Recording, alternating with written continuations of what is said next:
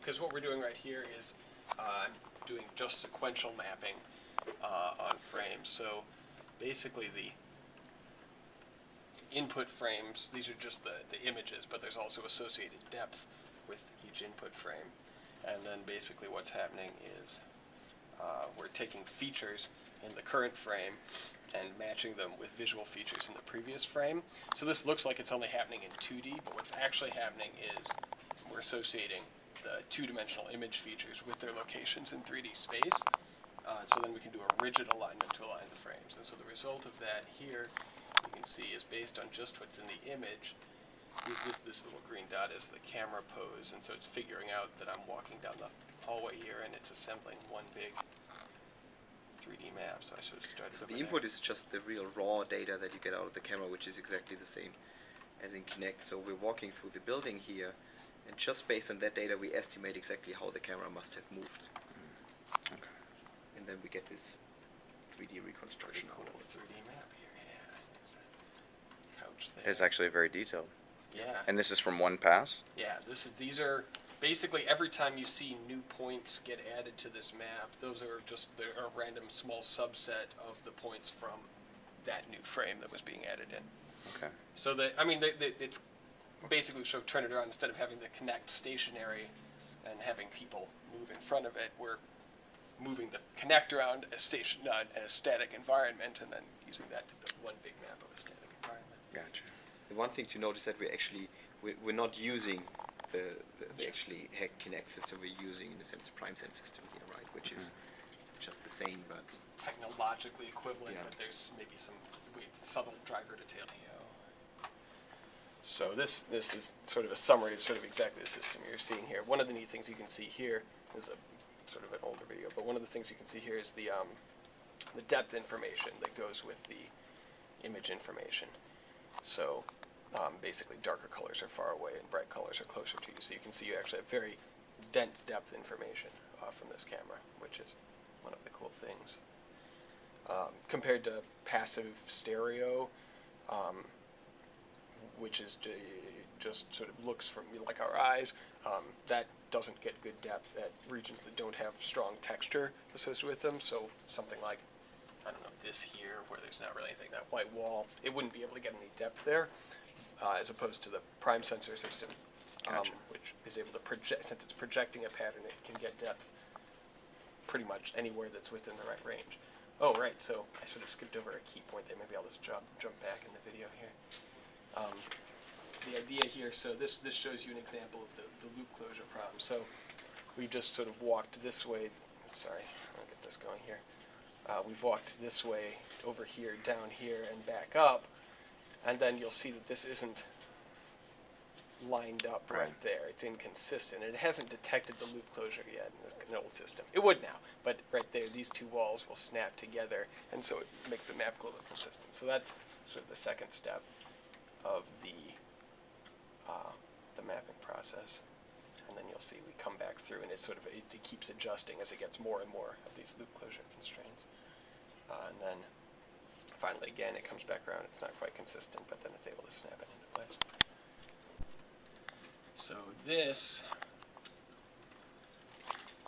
is sort of what the raw input. So this is every time this is a full input frame.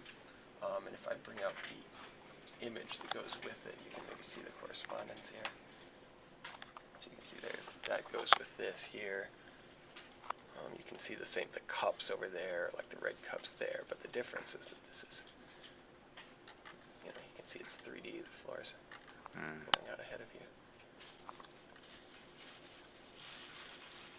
So if you look at it from the perspective of the camera, it seems very dense, but then as you look, you can see that in fact, of course, we've basically just taken all the pixels and pushed them out into where they're in 3D space. What this, actually, before I start, I'll explain what's going on. So once we have the points from the point clouds aligned, that's all well and good, but since each point cloud, even from a single frame, has about 200,000 points, that's just way too much data to actually even hold in memory all the points from all the frames. So what I was showing you, I guess at the beginning, we just randomly downsample the clouds just so that I can visualize and see what's going on as it's running. But for sort of a final map, one of the things we're working with is this idea called circles that we actually, it was pioneered by other groups, but we've tried to apply it to this mapping scenario. So the idea here is that instead of points, we have little surface disks that represent the local surface, and then as more and more points from more and more views fall on those disks, then the surface gets updated and resized, and more are added. And so you get sort of, so in this short sequence, as I approach the bowl of fruit here, you'll see that the detail increases, and so this is sort of the 3D.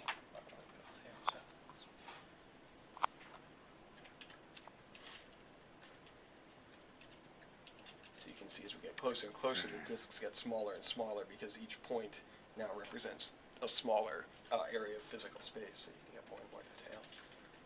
Right, so the stuff that I'm doing is basically I have the robot. It picks up an object off the table, and then normally I have this sensor mounted up here, although at the moment the sensor is being a little weird, so I'm trying to figure out what's going on there. Right, so normally I have the sensor on there, the robot picks up an object, and sort of waves it around in front of the sensor, and the idea is for it to come up with a model of the object that it can then use for grasping or recognizing the object, any sort of task that it might need to do with it. So there are 2 parts to that. One is a tracking algorithm for the arm. So this arm in particular, it doesn't have encoders directly on the joints, and it has some things like cable stretch that tend to make it fairly inaccurate in terms of what it actually tells you, where it tells you the arm is located. Okay. So we have a tracking algorithm for the arm,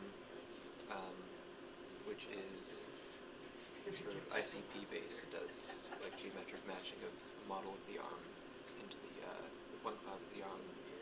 And then we also have some modeling code for the object, which is sort of similar to the mapping type of stuff Peter was doing. So I can show you a couple videos. So here's the tracking.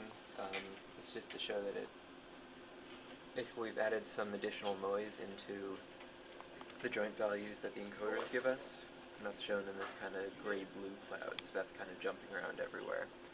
And this red cloud is the one that we're actually matching into the scene. So that's just to show that the tracking can actually follow the arm even if the joint angles from the robot aren't great. Wow. And the hope is that we can also use that for things like, maybe we can make some cheaper robotic arms, like, maybe we could have a chest robot that had, really lousy motors and such, but we could still kind of compensate for that by having one of these, like, $150 sensors on there. Demonstration of that. Again, we have the track on the left, and then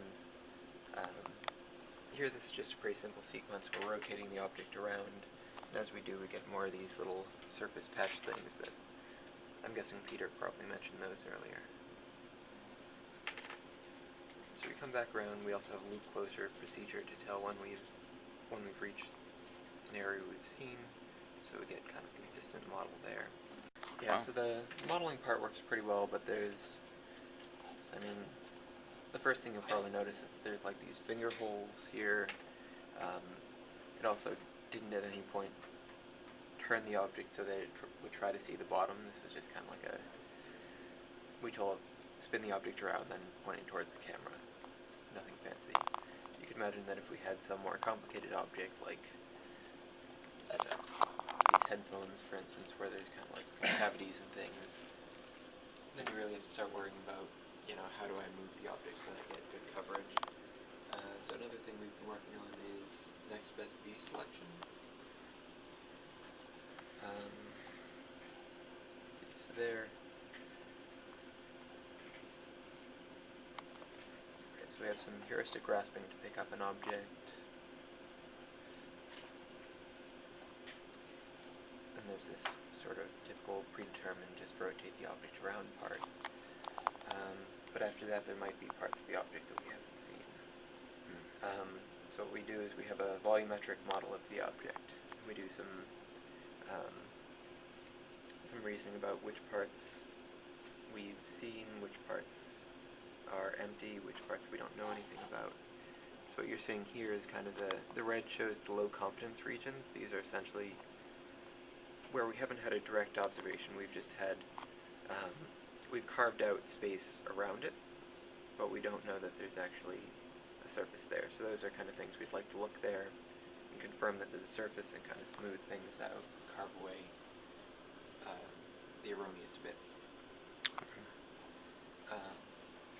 Right, and then we do sort of a viewpoint-based sampling on this to select how we want the robot to turn the object. That's what this part is doing.